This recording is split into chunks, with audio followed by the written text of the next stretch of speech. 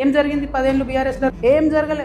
ఏం పార్టీ ఉంటేంది పోతే ట్యాప్లో drainage water వస్తాయని ఇప్పుడు కూడా హైదరాబాద్ మహానగరంలో ఇంకా అంత అందమైన నగరానికి కేటీఆర్ గారు నేను ఇట్లా చేసినా అని ఎస్సీ ఎస్టీ బీసీ హాస్టళ్లకు టెండర్లు లేకుండానే పాలమ్ముకొని వాళ్ళు పైసలు సంపాదించుకున్నారు హరీష్ రావు గారు. ఇప్పుడు ఇక్కడ పద్మదేవేందర్ రెడ్డి గారు ఉన్నారండి.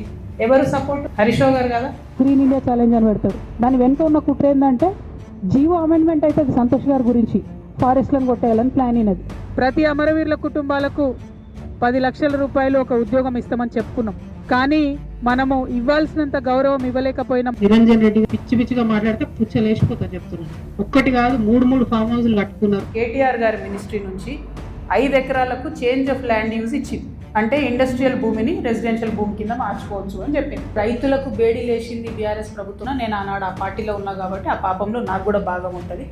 ఉద్యమంలో మీరు ఎవరెవరి దగ్గర దోసుకున్నారు, ఏ స్టూడియోల దగ్గర పోయి ధర్నాలు చేసి వాళ్ళతో కాంప్రమైజ్ అయింది అన్నీ తెలుసు. అధికారం ఎవ్వరు కూడా శాశ్వతం కాదు. శాశ్వతం అనుకున్న వాళ్ళనే ఇవాళ ప్రజలు ఇంట్లో కూర్చోబెట్టారు.